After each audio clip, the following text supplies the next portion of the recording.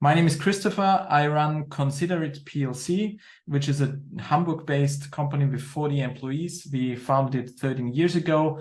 Since 1.5 years or 2 years, we are a member of IoT Plus Network, which is a great opportunity to network with other like-minded people, to exchange on technologies, on helping each other, and also on exchange on public funding opportunities, doing projects together and stuff like that. And I'm glad to be here today and be your host and give this short presentation to you. I myself started Consider It with the help of public funding, and parts of the things that I'm going to tell are hands-on practical advice on how I did it. At the same time, Consider It is a company which runs 2 business units. One is technology development. We do electronics for automotive applications, and we use public funding to finance that R&D work. And we've been doing that throughout the last 8-9 years. And the second business unit is doing consulting, helping companies acquire public funding, and it was created out of the first one. So by using public funding, we learned how to do that, and more people and clients were asking us whether we could help them to acquire public funding, and that's how we created this second business unit. Exactly. The agenda, I'm going to introduce myself with a few more words. Then we talk about the basics of public funding, what instruments exist there overall, how can you develop a strategy and implement it to make best use of public funding for starting your company, what is an example, what are use cases that we can look at, examples that I can provide, how can we use tools to help us better find and identify public funding opportunities, and not only find them, but be alerted if something changes. And then we're going to wrap it up and open it for the FAQs. And there is a second session in this series. It's actually 2 parts. Today, we are going to focus on starting a company and on aspects like liquidity and how you can make use of giving away equity to fund your company, also with public funding. And in next week's session, we are going to focus on innovation funding, which is dedicated more to existing companies that have a running business and that wants to go deeper and further and maybe make use of retrospective funding for R&D activities as well as for future planned projects. Exactly. Like Jackie writes, feel free to send your questions or raise your hand if you want to ask it immediately, and we open the mic for you. Please forgive me that I've kept the slides in German, because I think many of those funding terms, when you start using and working in that field, you will have to do with German authorities, and there most of the things are in German. So I think it is easier to have the program names and everything already in German, and I hope you can follow it. But I will do the presentation in English. Myself, I'm kind of in social media, you can find me with kind of 2 faces. The more professional innovation funding guy on the right on LinkedIn. That's where I post every day on funding opportunities, on how to make best use of funding, and so on. And then Fördermittelflüsterer is how I established myself on TikTok. Reach a lot of people there, much more than on LinkedIn, because it's a completely different platform. And the idea here is to educate more people on public funding. To give you just one number, Germany spends 50 billion euros on public funding every year. Every 10th euro that the state spends is going to public funding for different kinds of topics. But it's a huge item in Germany's budget, and it's important to know how to make best use of it. My funding Germany is already pretty long. I started in 2008 with my first project proposals, then got to know a lot of different programs with my last employer, where I quit in 2010 to found Consider It. And I continued that journey within Consider It, make use of funding for our own purposes, but also bringing it to our clients and working especially in one field with NXP Semiconductors, a national, an international player in the semiconductor industry, and learned a lot along that journey, and still learning every day from clients, from colleagues, from partners.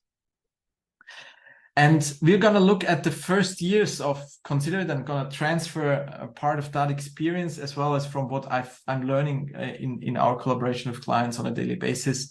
So how to found a company and how to use Gründerzuschuss and stuff like that to get the first months of the company started. Consider It, I already introduced. We started 2010, 40 employees, 2 business units, and 1 is being public funding. So I think that wraps it up pretty well. And by the way, what I wanted to put in the chat, in case you have the feeling that you would like to enter in a one-on-one conversation with me after this presentation to get more help on what you need in public funding, please use this calendar link to book such a further check, and we can jump on a call and sort things out. So let's talk about the basics. There's different kinds of public funding mechanisms. You can use it to start a company, you can use it to innovate, and there's tax instruments available. Today, we are going to focus on the starting up and foundation part. And generally, a very, very important thing to keep in mind is ask and you will get help. It's so easy, but still we tend to forget about it. There is lots of sources out there available. Don't write people emails. Pick up the phone, call people. It's much more interactive. You can work with your personality, and the help that you get is definitely, the chance that you get great help is better than if you just write emails.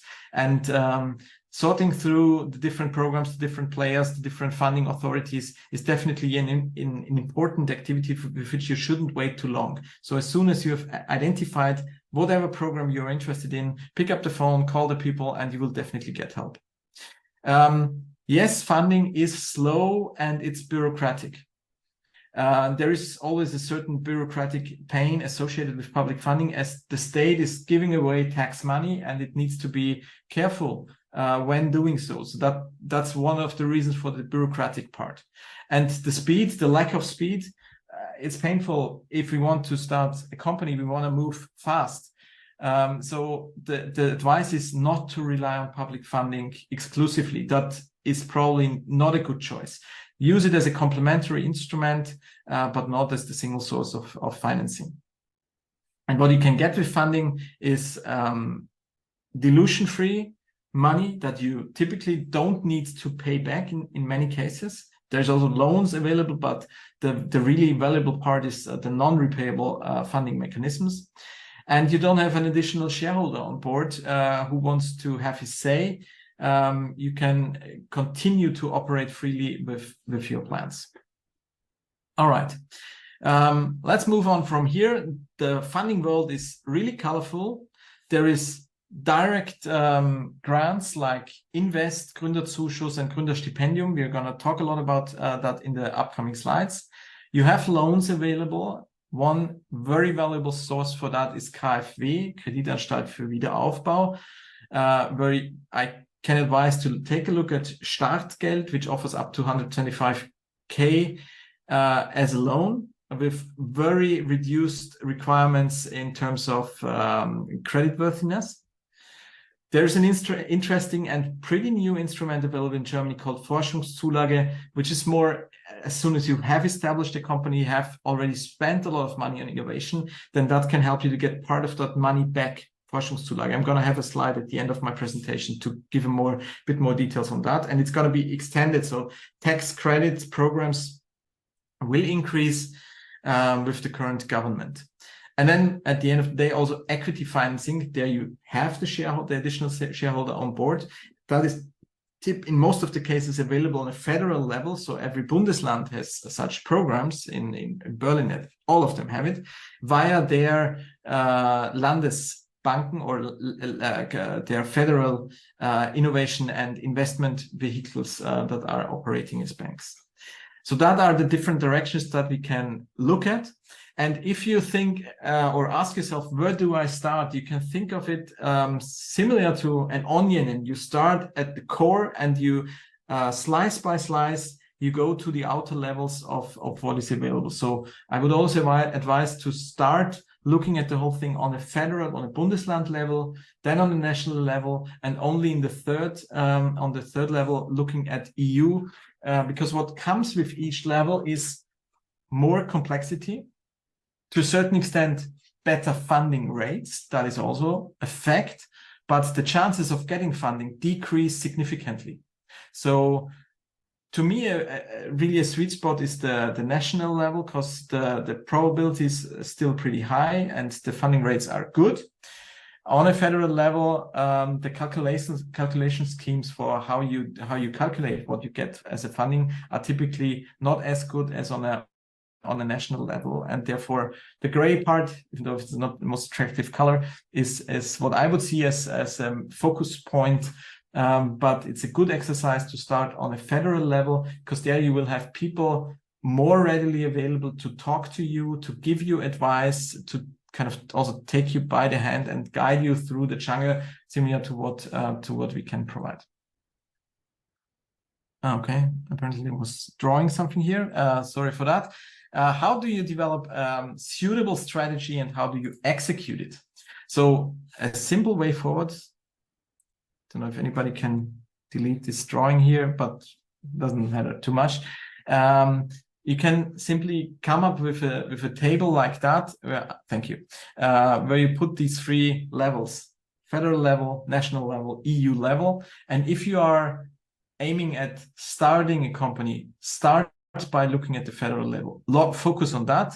See the national level more complementary and look at the attractive parts that are available there. And the EU level, I typically wouldn't recommend in the first place when starting a company, because the requirements for the project descriptions are typically pretty high, a lot of effort, and the probability of getting funding is more in the like 5 to 10% area. In the next webinar on next week's Wednesday, we're going to look into innovation funding, where the logic is slightly changed, where the focus is more on the national level. Okay. And I mean, and it can be applicable to any problem that you want to solve. Also with funding, it makes sense to set goals that you want to achieve, research for opportunities, then do the work in terms of do the project descriptions, do the submissions, analyze the results that you achieve, learn from that, and implement the project and see how your need changes in the upcoming years. And see funding, I mean, you can see it similar to a recruiting process or to selling stuff. You need a pipeline, and it makes sense to see it as a long-term activity. It's not only available for starting your company. In my own company, we have used funding throughout the whole life cycle, throughout the whole 13 years, and we've built it up. And I'm going to show you a slide on that topic later on in the presentation. So case studies and examples that I can provide. Let me start with, as I mentioned, Consider It GmbH. When we set up the company in 2010, we said it would make sense to apply for Gründungszuschuss, which is an instrument that is still available in Germany. It is available through Arbeitsagentur, yeah, and it comes as an instrument that is available to people that found a company from the status of being unemployed. Back in 2010-11, you still had the right to get it, because the labor market was completely different than it is today. Today, it's a decision that the Arbeitsagentur can take on their side, whether they are willing to pay it. It depends on the budget on the local agency side, and so on and so on. Therefore, there are federal agencies. So in every Bundesland, you will find a similar instrument. In Berlin, I think it's called Gründerstipendium. And what you can get from that instrument is 2,500 euros, up to 2,500 euros per month per founder. And that's typically for 6 months. And then there is a follow-up funding for another, and back then it was another 9 months, where you get social insurance at least paid. The labor market, how is the labor market different compared to the labor market? To what I remember, I came from Austria to Germany in 2005.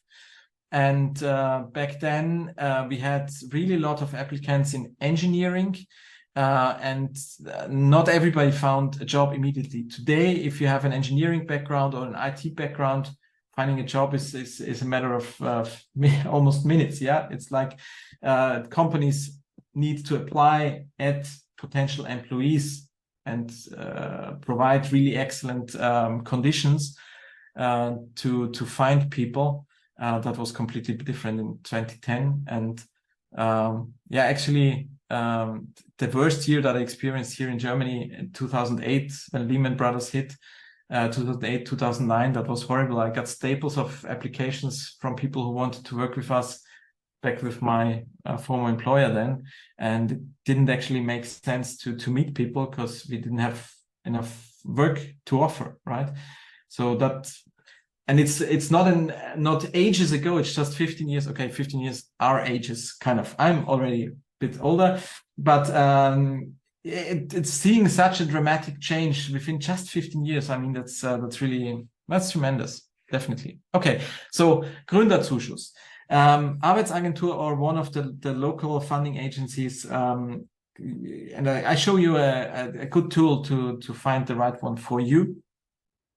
What you need to submit, or what I need to submit, and don't want to talk in theory purely here, I can show you the example of what I have submitted back then, and I successfully scored Gründerzuschuss. Let me switch to a different window. Where is it now?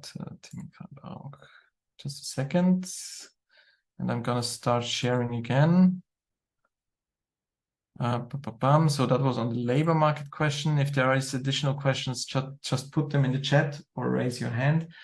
And I'm going to show you now how my application for Gründerzuschuss looks like. It's not that I would say it's the best work I've ever done. It was the required work. So a good horse jumps as high as it needs to and not much higher. And I think that's exactly what I've done back then. Okay, where's the word now? It's not coming up.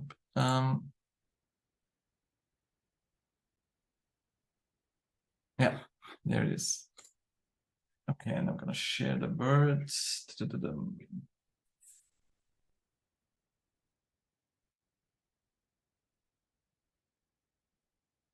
Again, don't wonder why it's called Business Plan Nigi. Nigi is my nickname from my family, from my second name, Nigischer. As you see, May 2011, I submitted that. And what we wanted to do is to consider it as a consulting company in the areas of service design management and IT for renewable energies, because we had a good market, go-to-market strategy there via partners and multipliers.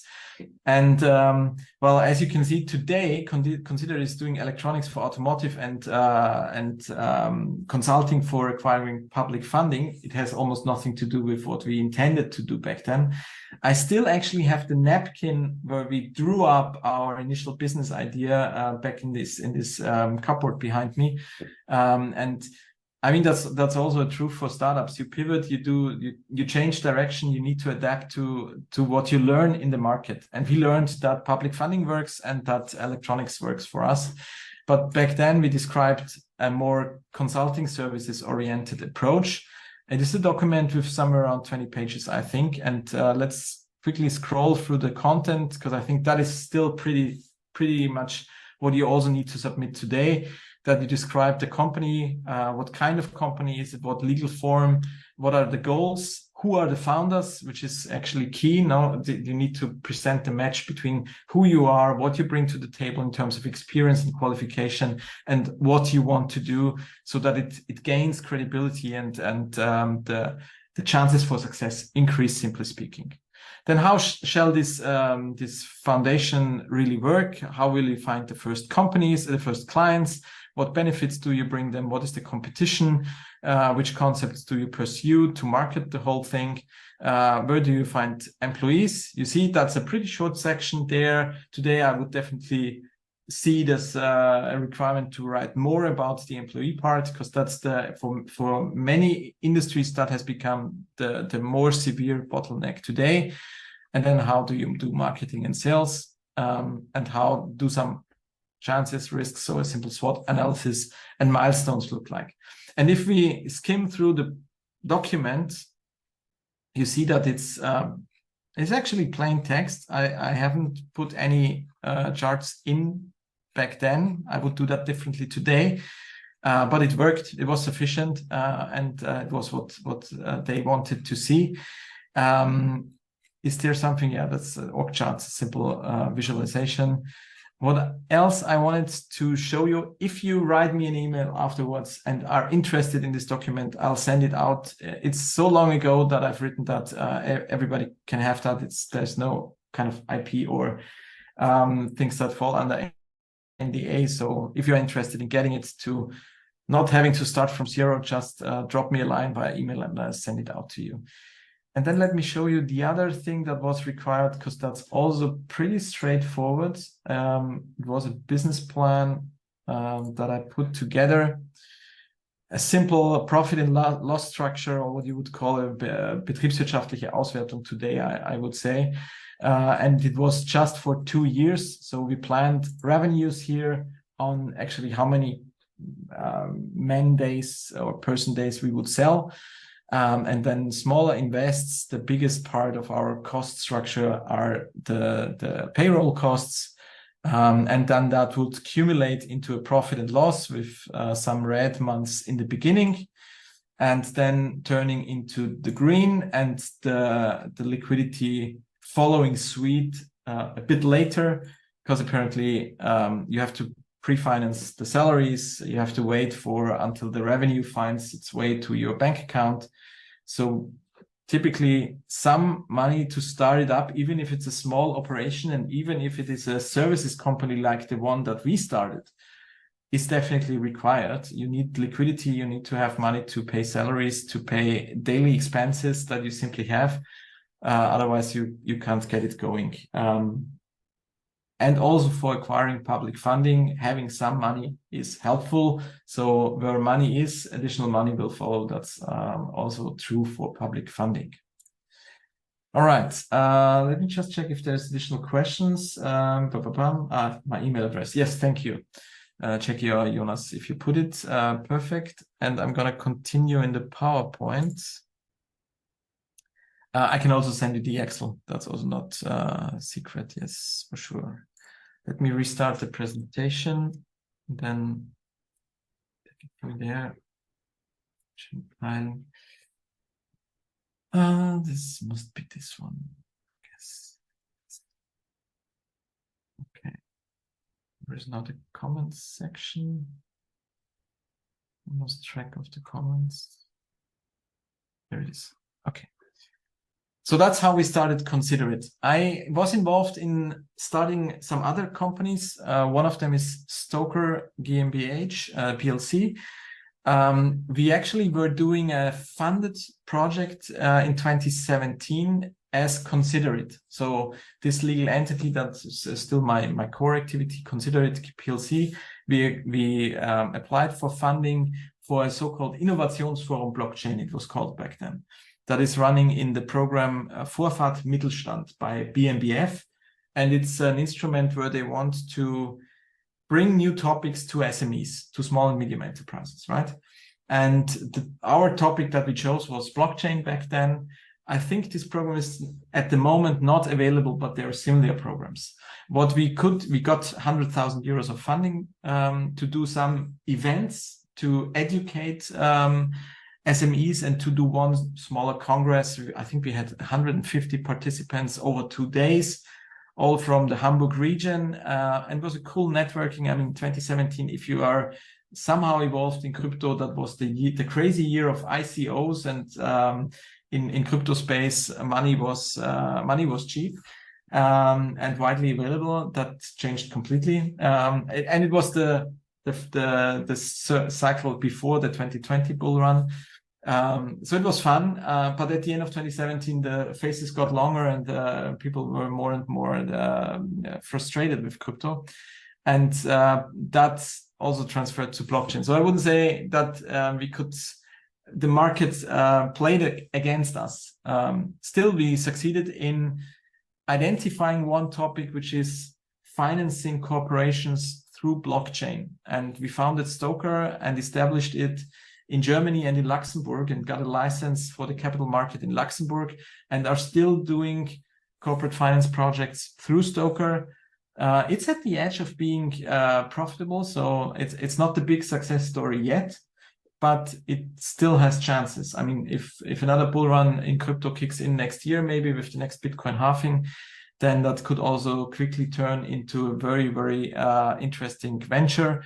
And I keep my fingers crossed for myself to a certain extent that it's gonna play out this way.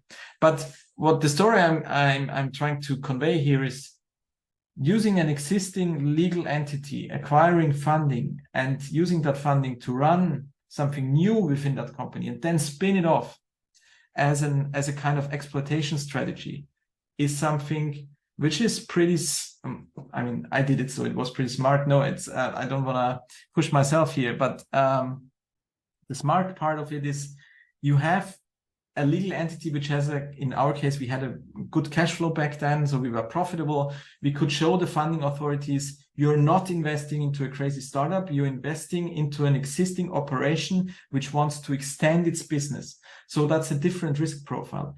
And the requirements for showing authorities that it's gonna work are much lower than if you come with a completely new idea and with no track record in already running a business. So if you can find such a constellation where you have someone or your existing employer, maybe, yeah, and make a deal where you say, okay, you acquire the funding, they give you kind of a framework and a home to run the funded project and then spin it off and make them shareholders if you have a good relationship, that can be a very interesting way. And we have done it not only with Stoker, but also with ChainStep PLC, which was not via Innovationsforum, but via other SME-oriented programs. There we looked in the beginning into blockchain for logistics. We are currently pivoting more towards loyalty programs in sports, but it was the second startup that we spun off thanks to public funding, where we acquired money as considerate and then transferred the resulting IP into a new corporation. Okay, I repeat, if you have questions, put them in the chat or raise your hand. Sorry for being a bit too fast with the slides. We have now talked about the examples, and if you want to do a calculation, and it's, I mean, it won't work like that for everybody, but what you could do if, let's say you have a team of 4 founders, and I mentioned Gründerzuschuss and how I applied for that money. You could score 2,500 per month. And most Bundesländer are limited to maximum of 4 founders. So 10K per month altogether for 6 months, 60K of funding. I mean, on an individual basis, getting 2,500 euros per month to make a living, that's limited for sure. There's not much fun in that. But overall, 60K is a number, right? That makes a difference for sure. KfW Startgeld, here we don't talk about a Zuschuss or about a grant. This is a loan, but it provides fast liquidity, right? You can use it to cover expenses that you will definitely incur, and 125,000 euros is also definitely something that moves the needle. And you get a 80% liability reduction for your own bank. So with KfW, the system always works in the way you need to go to your so-called Hausbank, so Sparkasse or Volksbank or Commerzbank, Deutsche Bank, you name it, the bank that runs your company account. And you will have to be pushy there because not all of those banks are really very interested in these instruments. They don't earn a lot of money with it.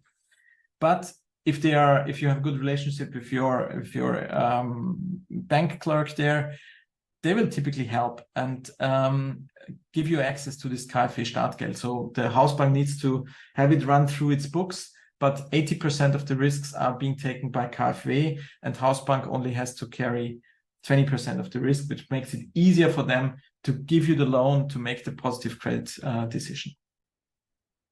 So 125 here, no funding, so we don't count it for the funding, but then let's continue to assume that we have in our newly established company, we're doing something innovative. We have a deep tech impact startup for renewable energies or sustainable technologies, and we acquire investors.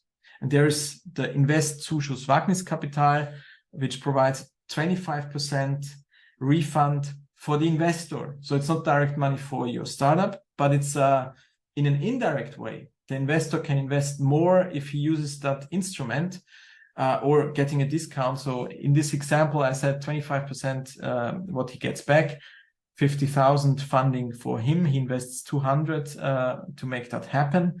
And if we add it up, 60 plus 50, 110 of funding, plus 125 as a loan. So you are pretty fast ending up with 235,000 euros that you can work with. Plus the money that you get from the investor on top, the 200,000, so 435,000, almost 500,000. I mean, still you need a strong team, you need a good business case and everything, but I hope this brings across that there's a good potential in these instruments. Okay, and then let me take you to the tool side of the whole game. Because actually, if you look at public funding, we see that there is a lot of programs available. It's actually in the thousands. And I'll share my browser in a second. And the pain is that not all programs are available in one single database. You have something from every Bundesland, you have something from Germany as a country, you have EU programs, there are private institutions, and so on and so on. And we have taken the effort to build a tool which we call Förderfinder. So I need to share the screen still. Here we go. We call it Förderfinder because we assume that nobody wants to search for funding opportunities, but everybody wants to find funding opportunities. So that's how we came up with the name. Let me just pretty quickly log in here. It's freely available. So if you go to förder-finder.de, you can use it for free.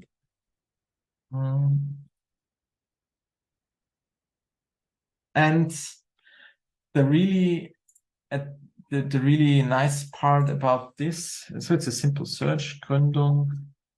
It's searching in German and English. So it does translation, then comes up with results.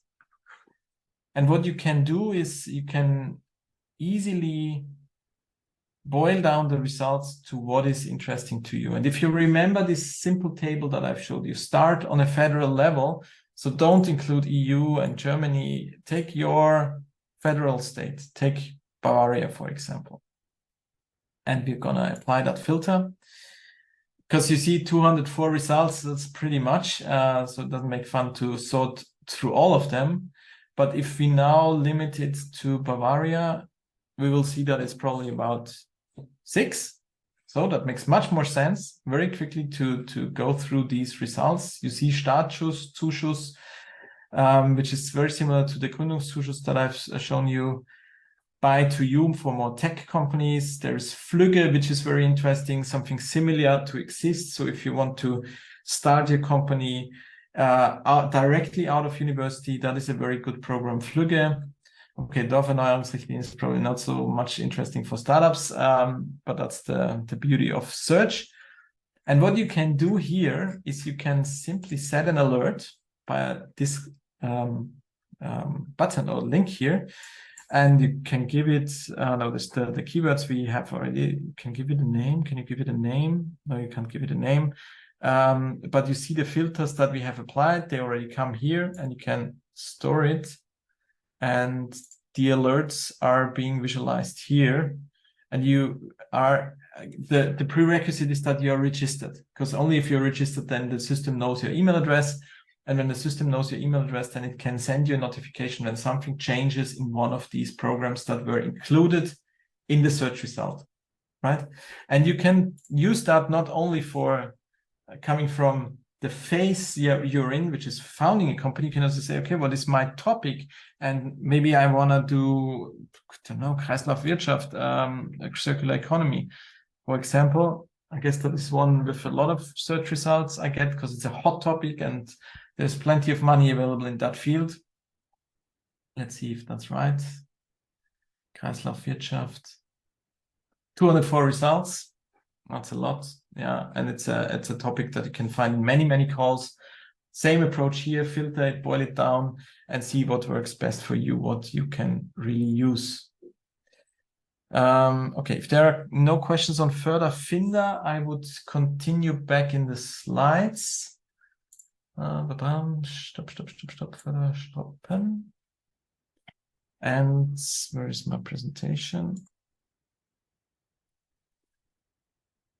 And where are you? Here.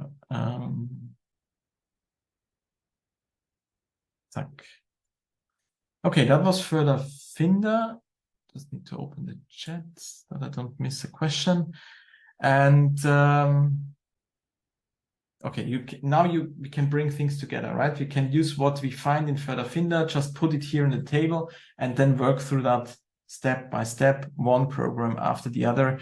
I would recommend to pick kind of 2, 3, maybe 4, and combine them from different funding authorities and different topics that are being addressed to have a good chance of really scoring something. Here's the link. Excellent. That's good teamwork. Thanks a lot, Jonas and Jackie. And then let's sum it up, wrap it up, and jump into the Q&A section to finish the whole thing. What I recommend is think of public funding right from the beginning, even before you start a company. This is something it's the cheapest money you can get in many cases, with many benefits, and it hasn't become more expensive like loans and stuff like that, where interest rates have increased. So funding, there's more funding than ever before, and it's easier to get than ever before, and the conditions are still very attractive, and it's gotten more attractive compared to other things. But it's slow, so you need some planning and time to deal with it.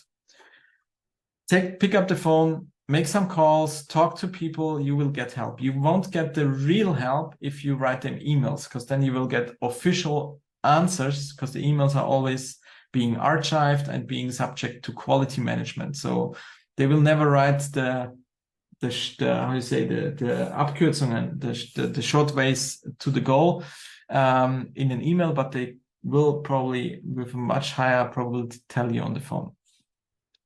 Don't use funding only for the money. See the additional benefits that you can derive from it, which is you need to get clarity on what you want to do anyways. And there is an additional reviewer that can give you feedback, that can network you with others. Networking is a hot topic, especially, for example, in IoT+ network. If we exchange on future projects and talk about funding opportunities, we form consortia and we collaborate on future projects. And these collaborations across company borders with other actors in the field, and also with universities and Hochschulen and Fachhochschulen, is hugely valuable. You learn about potential clients, you learn about actors up the value stream, suppliers of yours. And with involving academia, you can make sure that you use the latest scientific knowledge and insights. And it's also a hugely valuable instrument for recruiting at the end of the day. Finding Werkstudenten, finding good scientific, academically educated people, having them work in your funded projects without you having to pay for them, because universities typically get 100% funding, and you gain an additional employee who doesn't cost you anything, but will have a high motivation, high interest to make your project successful. So this is something, this is specific to Germany. This project funding there's no other country in the world where it is so strong like here, and it motivates a lot of collaboration between academia and economic actors, and that makes a lot of sense. Okay, not just about the money. Develop your strategy. Use this simple table. I mean, strategy sounds so complex. It can be as easy as such a table, and adapt it to your changing needs, right? With the evolvement of your company, your needs for funding will change, and also your strategy should adapt to that. Use the search and agents and the alert functionality. That's really, really helpful. And the best funding is actually the funding that you get without needing it, right? So if it comes on top, then that gives you the air to breathe easier. For us, it was in the beginning with Gründungszuschuss, definitely very helpful because we didn't pay ourselves a salary in the first, I don't know, 10 months or something like that. So it made the pain of living from my savings much smaller. And later on, when we gave funding a try, we said, okay, if we score something nice, and all of a sudden we were in the situation to employ people and have them financed via funding without having to find clients projects to make the financing part, right? So that were employees that could start to work on projects within our company, and that took us to the point where we are today, that we can bring this automotive electronic solution for car-to-car communication to the market, and being able to build on a multi-million euros development result, which we wouldn't have been able to afford just from our cash flow. Never ever. We would have to have investors for that, and would only own a smaller share of our own company today. Here is the calendar link, which I also put in the chat. So if you say, that's nice, but it's only a small intro right here in this kind of 40 minutes that we have, book an appointment with me, and we can take it further. And take it further, what does that mean? And this is already a kind of a preview on what we're going to deal with in next week's presentation. See funding as a long-term instrument. You start with programs that are more basic, where you should choose something which is a good mix of high chance of getting it and still acceptable funding rate. So what I'm talking about here is maybe 25 to 50% funding rate, but then 70 to 80% of getting it. That is a good spot to start with. Why? If you don't succeed acquiring funding in the first 1, 2, maybe 3 attempts, you will never go for it again, right? It's going to be too frustrating. The workload is too high. And if you fail too often in the beginning, you will be frustrated and not use it as a long-term instrument. So early successes are important, and then you can take it further to grow with the funding like we've done it. And to give you insights, and again, I don't want to be posh with the numbers, but in Considerate, which is a 40 people operation, and we are 13 years in the market, we acquired 7.3 million of public funding so far in 17 different projects. And last year, typically that are 3-year lasting projects, right? So you don't get the whole thing at once. You get it slice by slice, quarter by quarter. Last year, we got transfers to our bank account of public funding of 880,000 euros. And we're a company that does a bit more than 4 million in revenue. So that is a significant contribution to our payroll costs for R&D. We couldn't be where we are today without public funding. We're very thankful for that. And we're going to pay it back in terms of taxes, because by selling the stuff that we've developed, that will definitely bring us some profit, and we will pay taxes for that. So also for the state and for society, it makes sense to invest that money. It brings new jobs, it brings new value streams, and it also brings future taxes. And that's one part why countries do that. And then just 2 slides as an outlook. You may have heard the term Wachstumschancengesetz.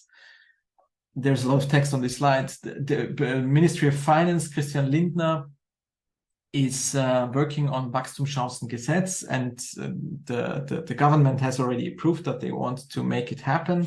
It still needs to go through Bundestag and Bundesrat, and if it's gonna come, then public funding is gonna be extended with the easier programs like Forschungszulage. So the chances of scoring something here, the budgets that are being allocated are being extended, which from my perspective is good news, especially as the funding rate for small and medium enterprises and startups is going to increase from 25 to 35%. And that's really, really good news also for smaller companies.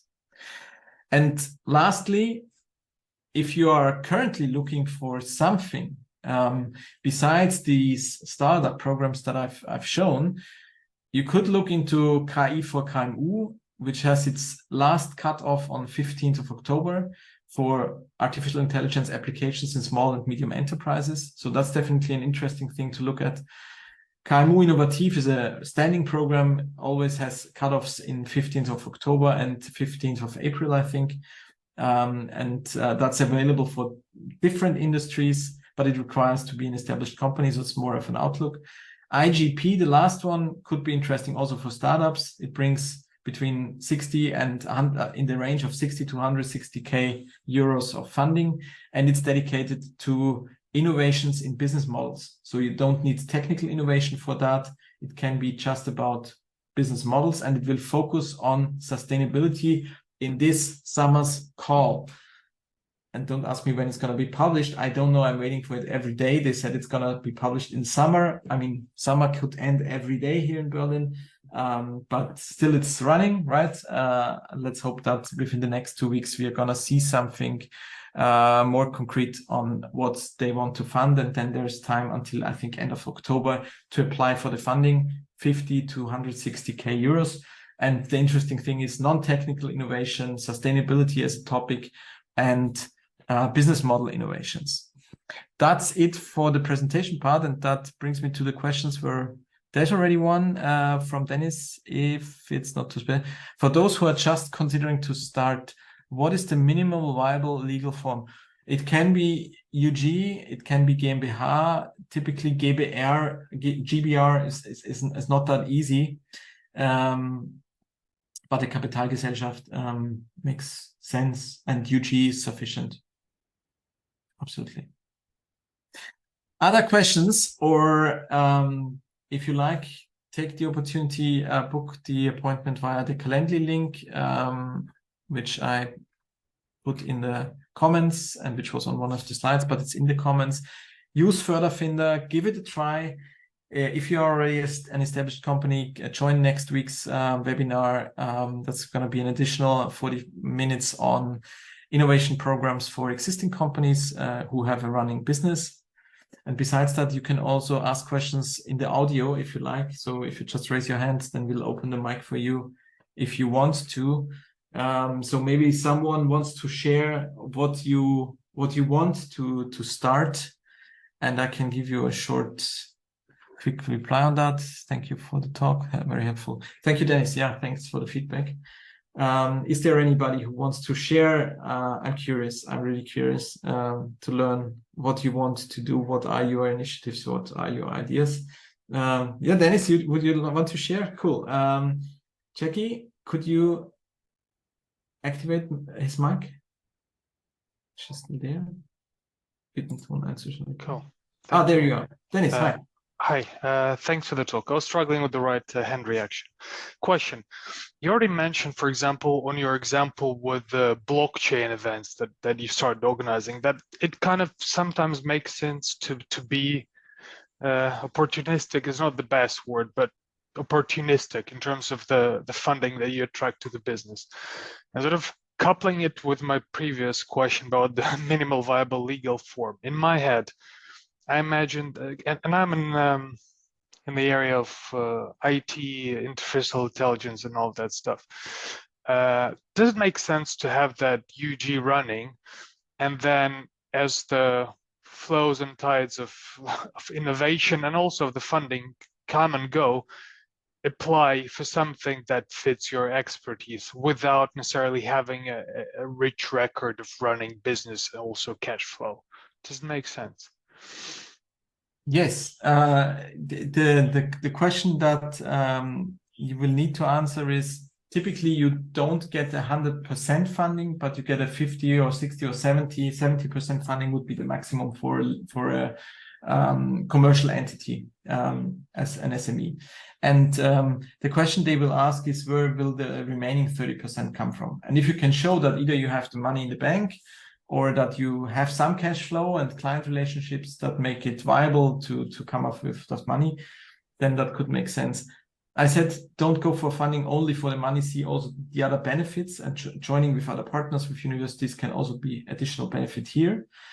And last thing I want to say is, I mean, sure, funding also follows the normal bullshit bingo that we see everywhere. Yeah. So if you want to get funding for blockchain today, forget it. If you want to get funding for artificial intelligence today, there is still a chance, but you need to go pretty deep because it was a lot of funding running into that field throughout the last years. The funding world now turns to sustainability. Together with UN SDGs, with the Green Party being part of the government, focus is shifting. So you need to show energy efficiency, energy savings, renewable energies, battery solutions, blah, blah, blah, something in that field. Or sustainability can also have non-technical things like circular economy and stuff like that. And to kind of follow that bullshit bingo with the marketing and how you present your idea without completely corrupting what you actually want to do. That's the tight path that you should try to hit. Yeah, thanks, Christopher. Welcome. Thank you, Dennis. And there's another question from Tom. Tom. Yeah, hi. Thanks for hosting today. It's very useful. I'm starting a company in Germany that's kind of a side project that's been running for 3 years now. That's biodiversity monitoring. So we have this crazy dream of insect monitors that are actually DIY that citizen scientists can put in their gardens and monitor insects. We've kind of pivoted from that very open source DIY model to actually doing this as a service for companies that green their business premises, that they can share biodiversity data from their greening initiatives through our platform. Challenges in terms of coming to Germany have been kind of finding the right academic partners, because I'm a tech guy. I don't have and I don't have a degree. So that's been challenging in the deep tech space, and then also just the kind of complexities of explaining our platforms have been a bit of a setback. But any advice you've got, kind of given that small context in terms of finding the right partnerships with academic partners to take this forward and get a little bit of credibility here? Are you aware of a project that is running on golf courses for biodiversity? No, I'm not. Okay. There is. I've done a TikTok on that 2 or 3 months ago. Oh, cool. Are you on LinkedIn? Yes. Drop me a line and I'm going to look it up for you and send the link to you. That'd be super. Thank you. Because there is definitely also academic partners involved in that project. I don't remember them from top of my head, but that could be one thing. And biodiversity, there could be money from KfW for your clients. Because if you say companies on their premises monitor biodiversity and they purchase something from you to do that, that could be partly refundable. I think it's a 60% grant or Zuschuss that you can get from KfW for such investments. So that could be an additional idea. Biodiversity is in this whole field of sustainability and impact activities definitely something that has a good chance. So it hits a nerve. It's a topic of our time. And with these examples, I would say there's a chance. Okay, great. Thank you. Jackie, I think we are running out of time. I don't know if you want to close it. Otherwise, I'm going to do it. Thank you, everybody, for joining. In case you're interested for the additional topics for next week, join next week on Wednesday. It's going to be a similar format with additional topics on what I've already previewed. Great that we had lots of questions and interactions. That always is the interesting part for me. So thanks a lot for sharing your initiatives. Really awesome. Have a nice afternoon, and thank you for joining today.